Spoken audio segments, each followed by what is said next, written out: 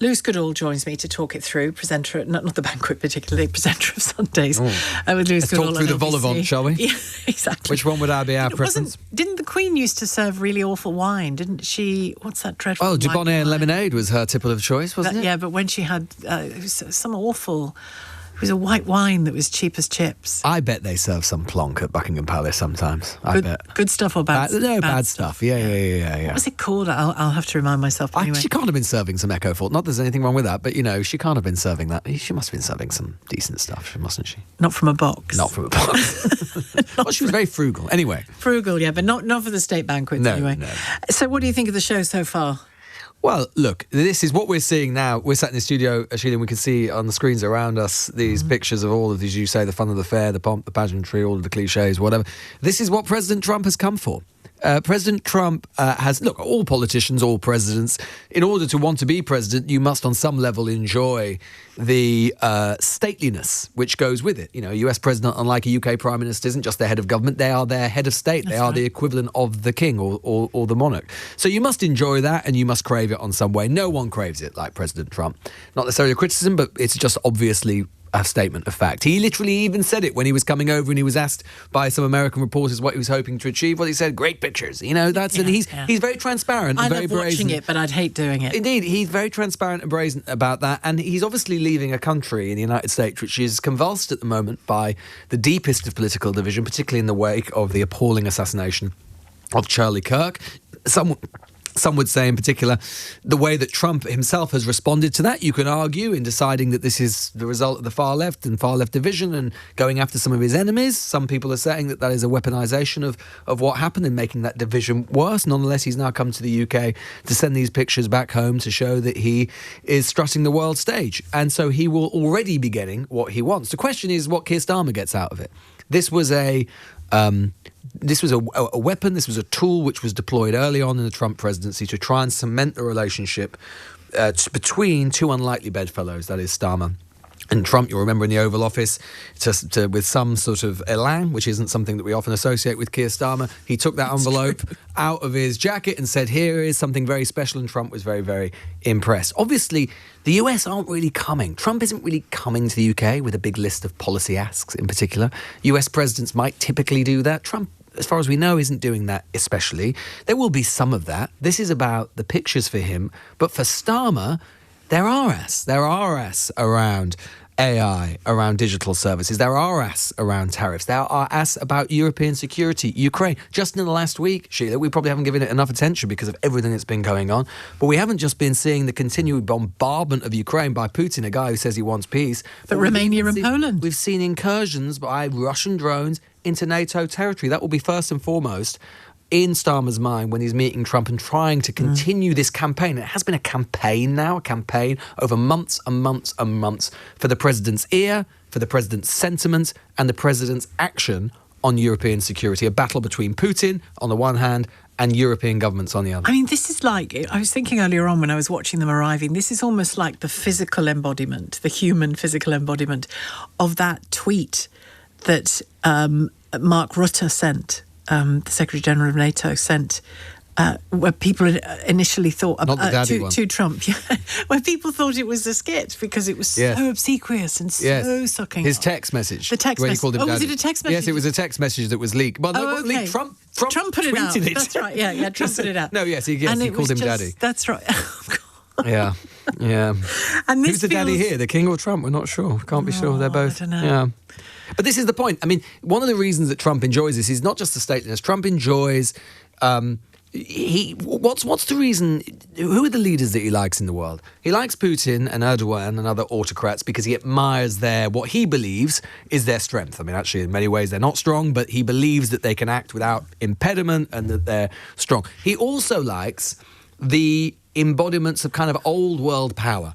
He likes, he likes leaders in the Gulf, which is, in terms of kind of the ostentatious display of wealth, of gold. That's why he's filled the Oval Office. I was going to say, the fireplace in the Oval Office now, is hilarious. Yeah. And he also likes the British royal family because there is no, he, on some level, associates himself with a form of kingship. And so he enjoys being alongside not just other democratic leaders or democratically elected leaders, but other kings. And that's what he's playing at today. He's playing at being a king, and that is something that Donald Trump very much enjoys. Is there any... I've had a couple of calls about this, about him being a king in his own head. Is there anything to fear there for Americans? I think there is, in the sense that, Trump 1 and Trump 2 are very, very different. Trump 1, Trump's power in the first administration was deeply, deeply inhibited and impeded on almost every side. There was a sense that his election had been almost accidental. He didn't win the majority vote. There was a sort of sense that maybe... He wasn't quite ready. And then there was a bit of a fluke. No one expected it. It was a sort of quirk of the Electoral College. He wasn't nearly as powerful within the Republican Party. There was still a lot of the old guard of the Republican Party. Now he is the Republican Party. Now he is. MAGA, he is the Republican Party. L'état c'est moi, right? That is him now at this point.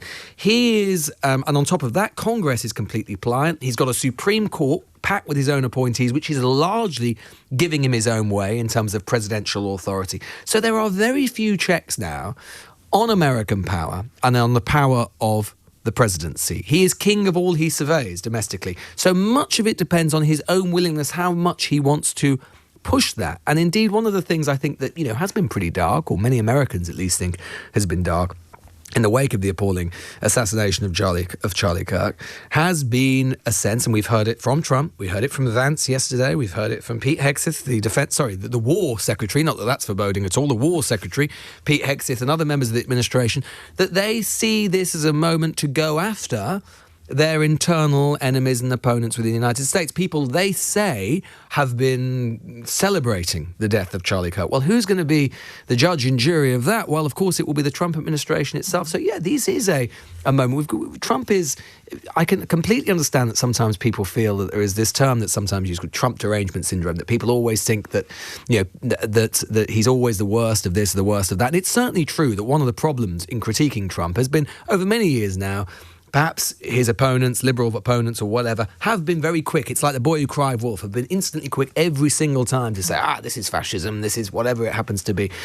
But of course, just because it's been accused before doesn't mean necessarily that we might not be on the verge of an authoritarian turn now. And I think there are clear signs of that. And it's worrying. There's a mixture, isn't there, of things here going on, because he can be comical. Accidentally comical. I'm not sure he intends to be. He can be very, very funny. He's got a sense of humour, but I mean, he can also just be. He's easy to poke fun at, isn't he? The cartoonists do it, and other people do it, and yet there's something also very can be sinister about him. Well, look when he was. I mean, just in the last 24 hours, when he was, he was taking questions from journalists before he got onto Air Force One. He got one question from someone from ABC where he basically suggested that he was going to go after ABC for the question.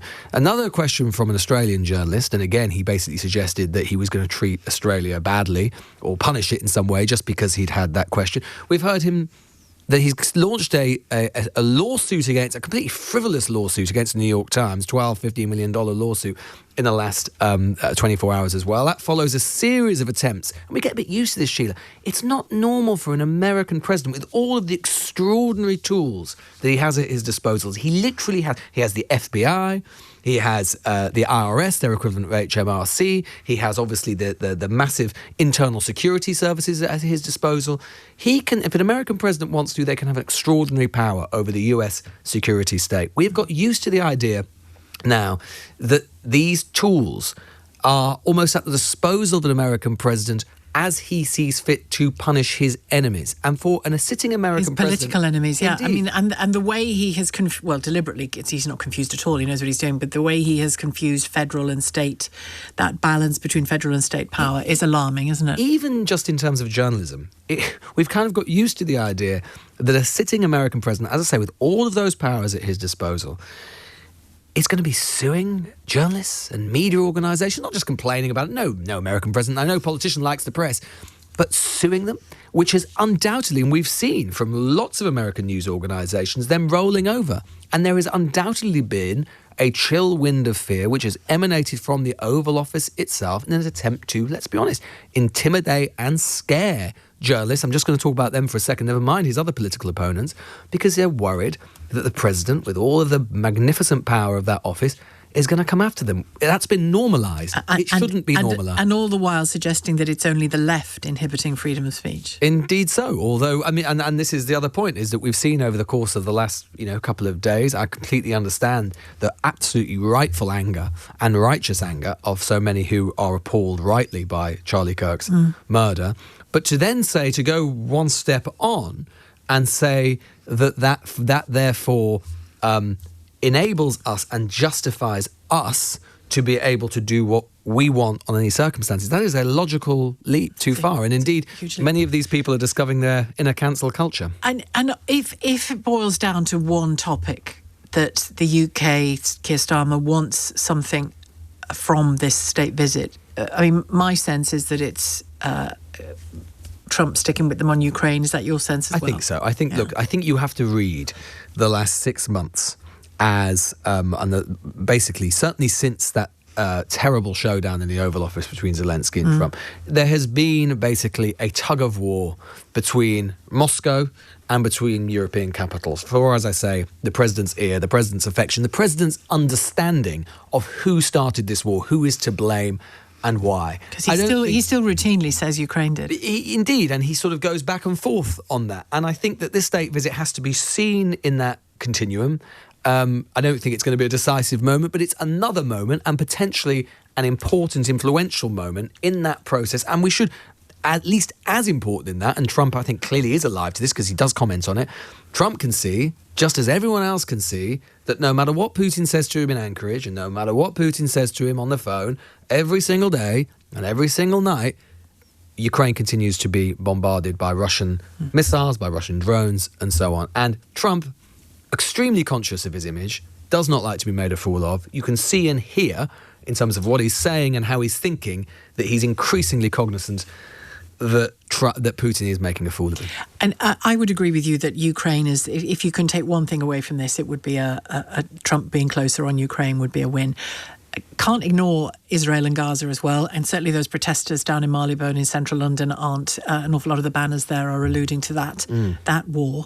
I wonder the degree to which the UK's decision, Keir Starmer's decision, to say that we will recognise a Palestinian state has rattled Trump. I think there are Republicans in Washington who are very unhappy about it. They've made that extremely clear. I don't think Trump will be especially happy about it either. I also think that Trump won't necessarily let that sort of cloud things too much. One thing about Trump I'll say for him, and I think that he sometimes is caricatured. Sometimes he's caricatured as if he has almost no sort of political understanding, or he's not, when he wants to be sympathetic to his sort of interlocutors, his counterpart. That's actually not true. Trump has if you watch him closely, you'll see that he actually does have a kind of more sophisticated antenna for what other leaders are feeling. I remember during Trump's first state visit, with Theresa May. This was during one of the many periods that Theresa May was really struggling. And she was obviously trying to get the Brexit deal through. And Trump, and I think Keir Starmer will be slightly aware of this example because he's done an interview with Fox News, which is going to drop at some point, I think, tonight. But Trump had done an interview with the Sun newspaper. And it dropped one night. Basically, their headline was basically that Trump had said that he thought Johnson would negotiate a better Brexit deal. That's right. Now, this obviously was deeply embarrassing to Downing Street and to Theresa May. But what was interesting about it is that Trump actually resiled from it really quickly and actually was very, very, in the press conference, was very, very complimentary to May. He sort of understood that he'd slightly screwed her over. And as one politician to another had a sense to put it right. Tried to put it right. So I don't think, my sense is that partly because they actually appear to have a reasonably decent relationship, partly because, as we were discussing the other day, that's because Starmer doesn't try and hog the limelight from him. He's willing to be reasonably supplicant to him, certainly in public at least. That if there is embarrassments, I think it will be accidental. I don't think Trump is going to go out of his way. Famous last word. I don't think Trump is going to go out of his way to embarrass to discomfort Starmer. Because I think that he, as one politician to another, doesn't necessarily, unless he dislikes that person, which he's shown no sign of doing. There have been plenty of people who hate Starmer in this country, or, on the right of politics, who dislike Starmer, who have almost been braying for Trump to insult Starmer or to say something about Starmer. And in what are we in now? Sort of 9 months-ish? He hasn't done so yet.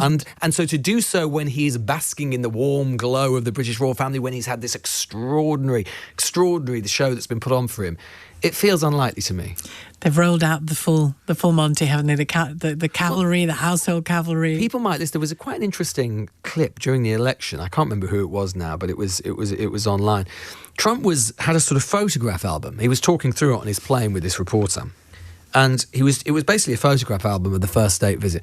And I have to say, I mean, as someone who can be pretty critical of the way Trump conducts himself, it was quite sweet, you know. He was sort of going through and going, it was kind of like a granddad sort of talking through a sort of like lovely memory. We met this, yes, it's like, we met the Queen here and that was lovely. And he, you know, and it sort of did vindicate what many people say, which is that, you know, he clearly does have a real soft spot for the British royal family. I can't imagine President Obama or even maybe even President Reagan or whatever sort of talking about it in quite that way. It was sort of deep, quite endearing. So I think he's going to, unless something goes very badly wrong, I think Trump is going to be in pretty good mood when it comes to that press conference with Starmer, which will be the maximum moment of political peril and unpredictability for Downing Street, because, of course, there will be our colleagues in both the US and UK press corps who have doubtless got some pointed questions to make about Gaza or about free speech. Well, and we're going to hear more about those protests in a minute as well. Thank you very much, Lewis. Great to have you on the programme. Thanks very much.